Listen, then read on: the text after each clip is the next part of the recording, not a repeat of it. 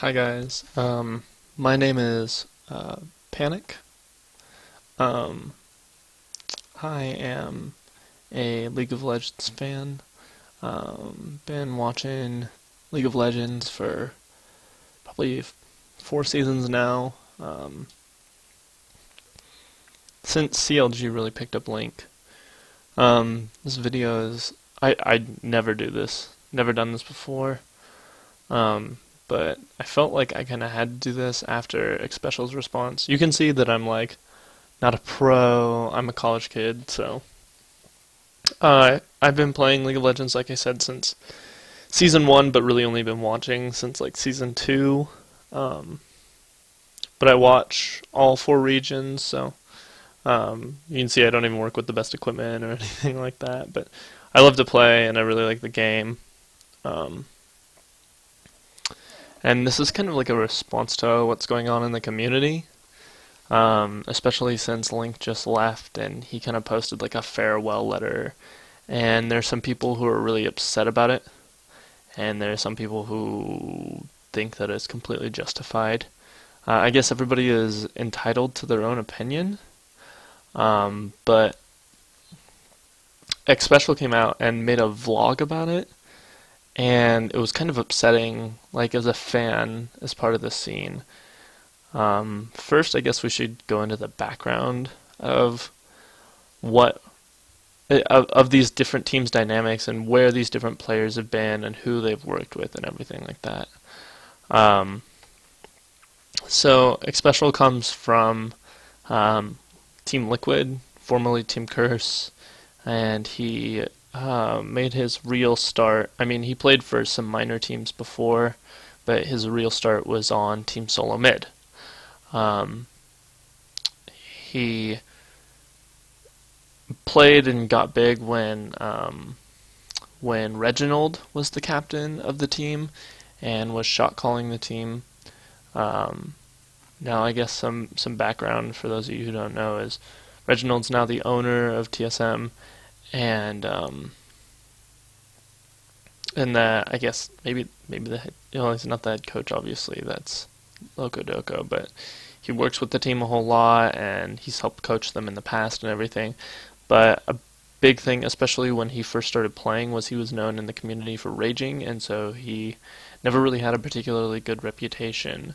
And the reason why I kind of want to go over Reginald's background is because basically what happened about 2 splits ago, I think, 2 or 3 splits ago, is Xpecial was removed from TSM for attitude issues by Reginald.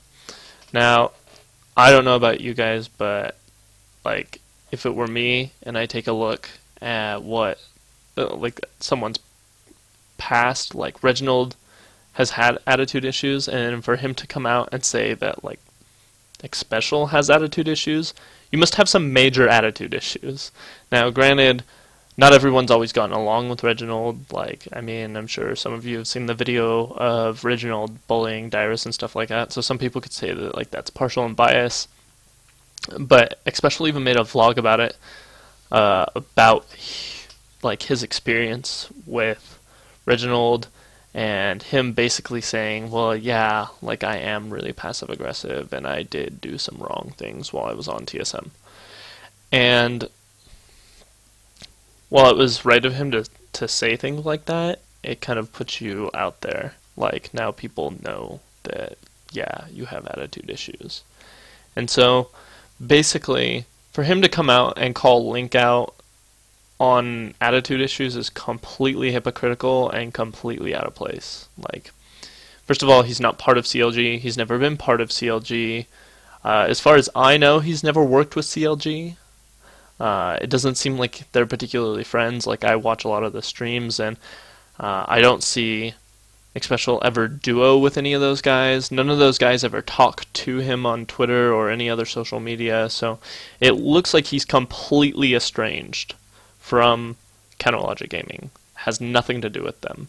So for him to come out and be like, oh, this is Link saying fuck you to all these guys, and this is Link like coming out and airing dirty laundry and trying to destroy other people's lives. Like seriously, I seriously doubt that that's the intention that Link has behind these things.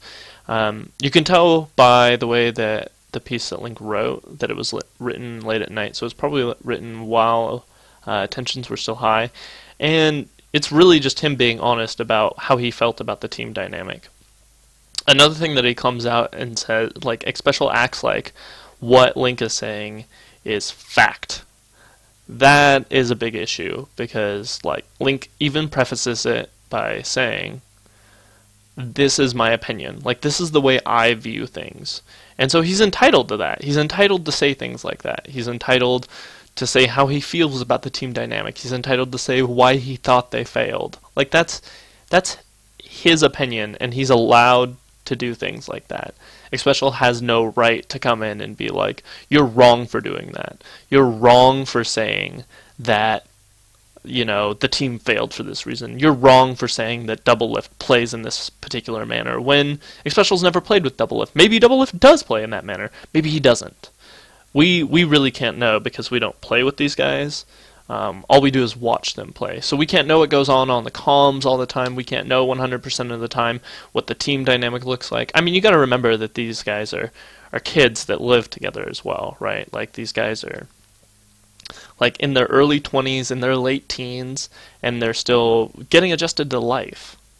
And so for Xpecial to come in and be like, "Oh, like, he shouldn't say things like that. He shouldn't do things like that." Like, that's not his place to do anything like that. And so I just feel like that this is part of the reason why League of Legends and esports as a general is seen as an unprofessional environment. Because, I mean, if we compare it, I guess I'll pull a thorn here and go out on a limb and say, if we compare it to other sports, like if we compare it to like football, right? Like what happens when like Peyton Manning gets picked or something like, or Eli Manning, right, has 2 Super Bowl rings, 3, something like that, more than his older brother Peyton. And last year he threw the most picks, but you don't see like tons of like all the Giants teammates going out and being like, "Oh, Eli Manning is the worst. I can't believe this. Like, we only lost because of him."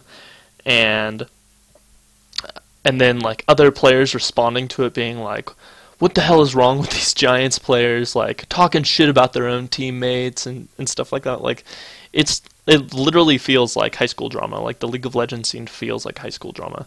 And so it's kind of why the esports scene is seen as unprofessional, and why I really don't think that it'll be taken seriously until something like this is fixed. Like, in the sports scene, like in football, I guess we'll use that as a running example. The great thing about football is that, like, somebody makes a call. Like, so Eli Manning threw a bunch of picks last year, but somebody had to make that call, right? And so it was a coach, or maybe it was Eli himself. You know, maybe it was the receiver's fault for being in bad positioning, you know, somebody, but there are multiple people at fault every single time, and so for one person to place the blame on everyone is not fair in any way, shape, or form, which is kind of why Link doesn't ever do that, right? He doesn't ever say, "We lost because of Double Lift, because of the way that he plays." He says, "We lost as a team, and this is where we failed as a team." He didn't hang anyone out to dry. He says, "Look, this is why I think we lost." And that's, like I said, that's fair for him to do something like that.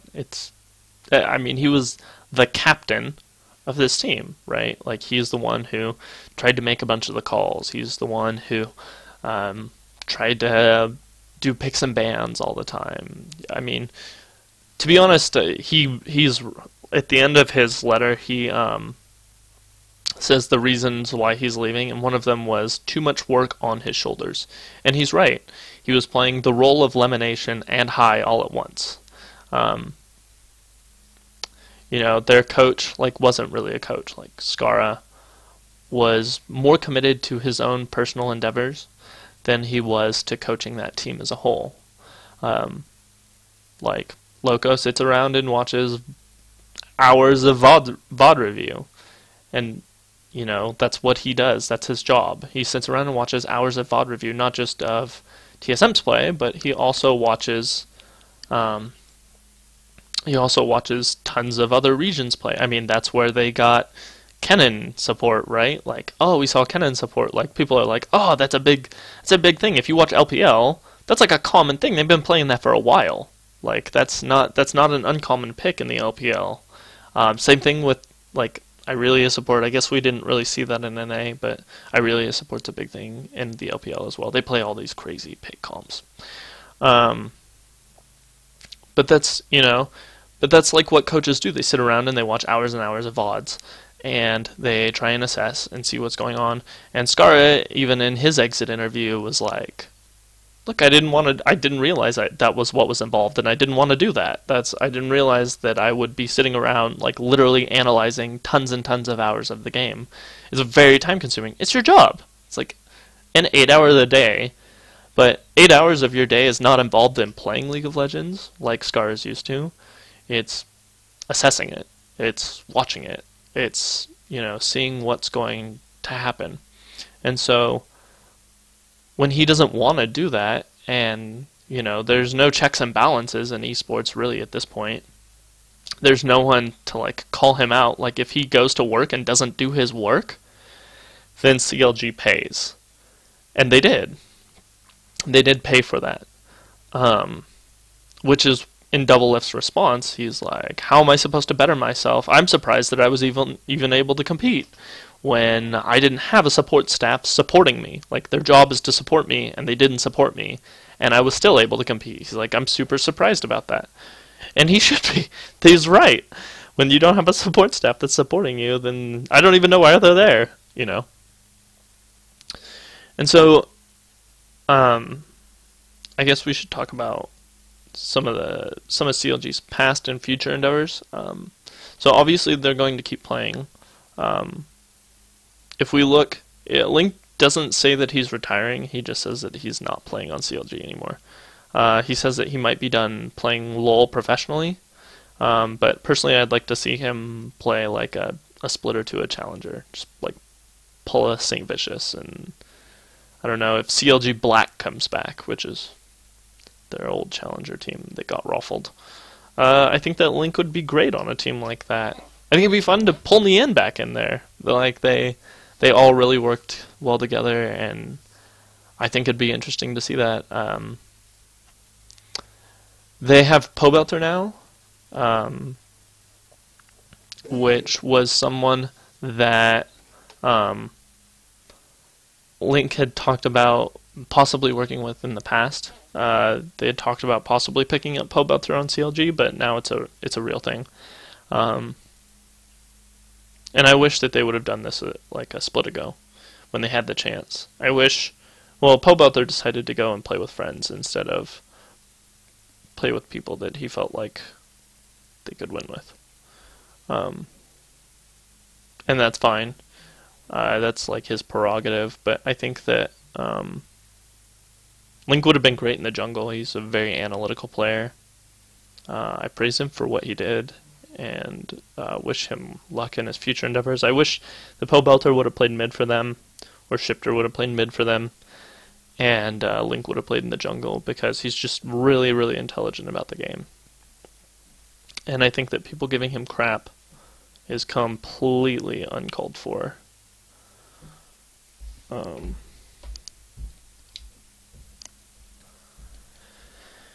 Yeah, so, I mean, I guess there's not a whole lot more to say. They're gonna... That's my cat, sorry. Pobelter is gonna play for them now, but a lot of people are hyped for that, but they're also not realizing that they picked up Huhi.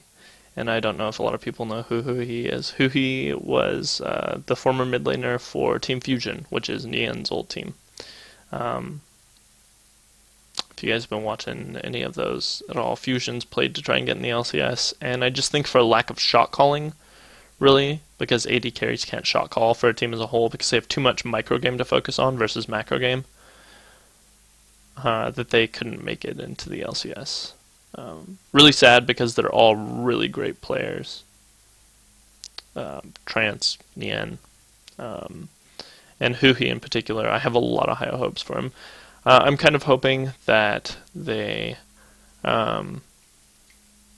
keep Huhi and play with him as much as they can. I would like to see Huhi start because he's such a talented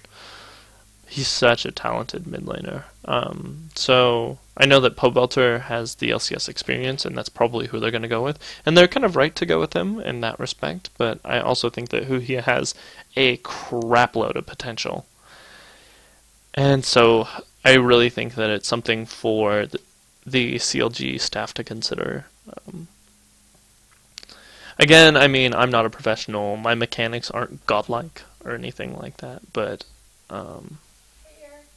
I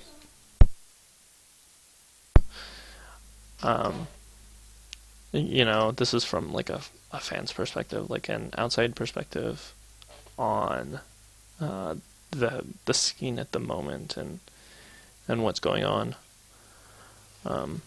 Anyway,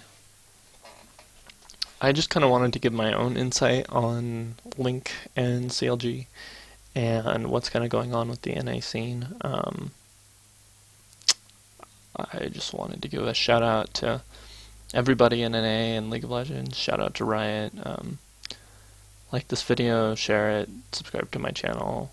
I'll be doing a lot more analysis probably from now on. We'll talk about some of the different games and where everything failed, or where it went right, particularly League of Legends and CSGO. But yeah, I look forward to seeing you guys more, probably weekly, and probably be doing some more vids. So have a good day, guys, and keep playing, and don't kappa and don't rage. See you later, guys.